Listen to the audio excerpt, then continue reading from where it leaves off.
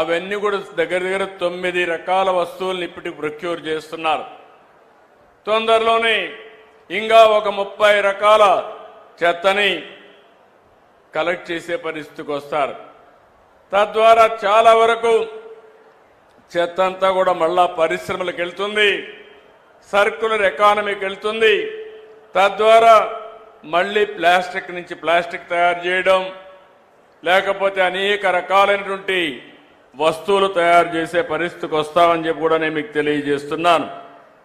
ఈరోజు దీనికి కావలసిన కొన్ని వేల వెహికల్స్ని పెట్టాం, ట్రై సైకిల్స్ పెట్టాం, ఆటోలు పెట్టాం, కాంపోస్ట్ వ్యాన్లను కూడా పెద్ద పెద్ద వ్యాన్లు పెట్టి కంప్రెస్ చేసి ఎక్కడికక్కడ తీసుకుపోయే పరిస్థితికి వచ్చాం. నిన్న నేను విశాఖపట్నం వెళ్ళొచ్చాను. విశాఖపట్నంలో మీరు చూస్తే దగ్గర దగ్గర వేస్ట్ నుంచి కరెంటు తీస్తారు, చెత్త నుంచి కరెంటు తీస్తారు. ఆ రోజు నేను ముఖ్యమంత్రిగా ఉన్నప్పుడు పెడితే అన్ని నిలిపేసి 2 మాత్రం అడ్వాన్స్ స్టేజ్కి వస్తే ఒకటి గుంటూరు, 2 విశాఖపట్నం పనిచేస్తున్నాయి. ఇప్పుడు మళ్ళీ ఒక 5 ప్లాంట్లు పెడుతున్నాం. ఈ 5 ప్లాంట్లు పెడితే పట్టణ ప్రాంతాల్లో చెత్త అంతా కూడా ఈ యొక్క కరెంటు తయారు చేసే ప్లాంట్లకు వెళ్తాయి. అదే సమయంలో గ్రామీణ ప్రాంతాల్లో కూడా తడి చెత్త, పొడి చెత్త. నేను మిమ్మల్ని అందరినీ ఒకటే కోరుతున్నా, తడి చెత్తని కాంపోస్ట్గా తయారు చేసుకుంటాం, సెగ్రిగేట్ చేయాలి. అదే మరి పొడి చెత్తని 2 విధాలుగా కూడా సెపరేట్ చేసుకుంటాం. సర్క్యులర్ ఎకానమీ బయట సర్క్యులర్ ఎకానమీ పోతాయి, కొన్ని పనికి రాకపోతే కరెంటు ఉత్పత్తికి కానీ ఇంకొక విధంగా ఉపయోగించే పరిస్థితి వస్తాయని చెప్పి కూడా నేను మీకు తెలియజేస్తున్నా. ఇంకో పక్కన మీరు సింగిల్ యూజ్డ్ ప్లాస్టిక్ ఉంది, ఇది రాష్ట్రంలో బ్యాన్ చేశాం.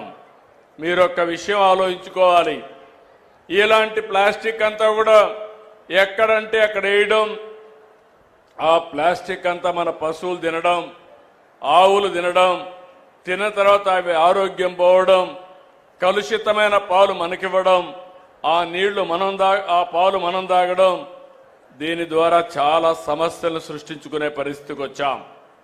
అందుకే నేను ఒకటే ఆలోచిస్తున్నాను, స్వచ్ఛ భారత్ రిపోర్ట్ నేనే ఇచ్చాను.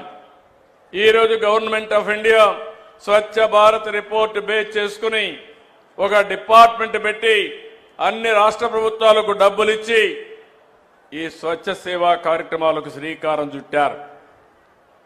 దీని మీద కొన్ని అవార్డ్స్ కూడా ఇచ్చే పరిస్థితికి వచ్చారు. ఈరోజు ఇంకొక పక్కన మీరు ఒకసారి చూస్తే, నేను మీ అందరిలో ఒక అలవాటు రావాలి.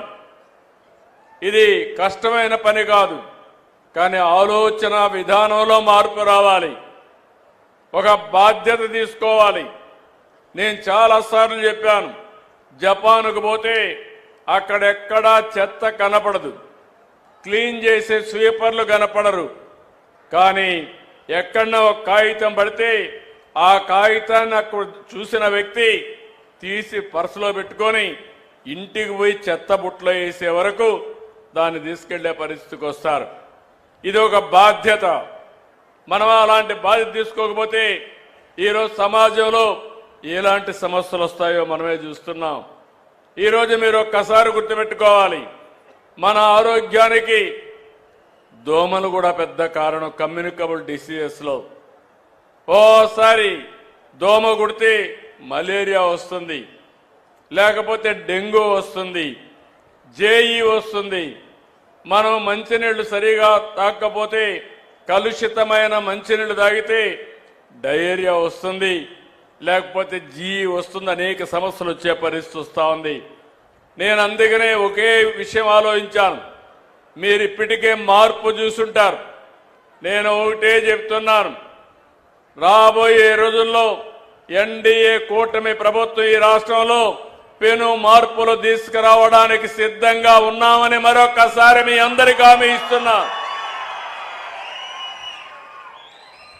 ఇప్పటికే నేను చెప్పాను, సూపర్ 6 అన్నాం, మీరే చూశారు. సూపర్ హిట్ చేశామా లేదా అని మిమ్మల్ని అడుగుతున్నాను. మొదలు తారీఖు వస్తే పేదల సేవలు ఇంటింటికి వస్తున్నాం. నేను కూడా తిరుగుతున్నా, ఎమ్మెల్యేలు తిరగమన్నాను. అంటే ప్రతి నెల మొదటి తారీఖు గుర్తుపెట్టుకోవాల్సిన వ్యక్తి, సమాజంలో అట్టడుగునుండే వ్యక్తి, ఆ పేదవాడి సేవలో మనం ఉంటే మనం కూడా ఆలోచన విధానం మారుతుంది. ఈరోజు ఒక పెన్షన్ మీరు చూశారు, 4,000, 6,000, 10,000, 15,000 అవసరాన్ని బట్టి భారతదేశంలో ఏ రాష్ట్రం కూడా దరిదాపుల్లో కూడా లేదు. అలాంటి పెద్ద సంక్షేమ కార్యక్రమాన్ని ఇచ్చింది ఈ యొక్క ఎన్డీఏ ప్రభుత్వం ఆంధ్రప్రదేశ్ రాష్ట్రంలో. తల్లికి వందనం ఇచ్చాం. ఈరోజు మీరు చూశారు, ఎంతమంది పిల్లలుంటే అంతమందికి 15,000 మీ అకౌంట్లో వేసామా లేదా అని అడుగుతున్నా. అన్నదాత సుఖీభవ. నేను ఒకటే ఆలోచిస్తున్నా, ప్రతి ఎకరాకు నీళ్లు ఇవ్వాలని, రైతుకు గిట్టుబాటు ధర వచ్చే పంటలే వేయించాలని. ప్రజల్లో కూడా ఆహారపు అలవాట్లు మారిపోయినాయి, వాళ్ళకు అవసరమైన పంటలు పండించాలని చెప్పి ఆలోచిస్తున్నాం. దీనికోసం అగ్రి టెక్ తీసుకొచ్చాం, రైతుకు టెక్నాలజీ అలవాటు చేసే పరిస్థితికి వచ్చాం. తొందరలోనే ప్రతి రైతుకు కూడా ఇబ్బంది లేకుండా మీకు అందుబాటులో ఒక ఏఐ అగ్రానమీ అంటే అగ్రికల్చర్ ఎక్స్పర్ట్ మీ ఏఐ ద్వారా మీకు అందుబాటులో తీసుకొచ్చే బాధ్యత నేను తీసుకుంటానని చెప్పి కూడా నేను మీకు తెలియజేస్తున్నా. మొన్నే మీరు చూశారు, ఉండవల్లిలో బిల్ గేట్స్ వచ్చి టెక్నాలజీ మన వాళ్ళు ఎట్లా ఉపయోగిస్తున్నారో చూసిన తర్వాత చాలా ఆనందపడ్డాడు. అంటే ఇప్పుడు రైతాంగం కూడా టెక్నాలజీ అందిపుచ్చుకుంటున్నారు. మైక్రో ఇరిగేషన్, బిందు సేద్యం, తుంపర్ల సేద్యం, ఇది నేనే ప్రారంభించా. దీనికోసం కేంద్రంలో కూడా రిపోర్ట్ కూడా ఇచ్చా. ఈరోజు మన రాష్ట్రం దేశంలో నెంబర్ 1 రాష్ట్రంగా ఉన్నాం. దీనికి గర్వపడుతున్నాను. మామూలుగా వారసత్వంగా వచ్చే పంటలే పండిస్తే అందులో ఆదాయం లేకుండా చాలా ఇబ్బందులు వస్తున్నాయి. అందుకే ఈరోజు మీరు చూస్తే రాయలసీమ మొత్తం ఒక హార్టికల్చర్ హబ్ గా తయారు చేస్తున్నాం. దాంట్లో భాగంగా వినుకొండను కూడా అభివృద్ధి చేసే బాధ్యత తీసుకుంటాం. ప్రతి ఒక్కడికి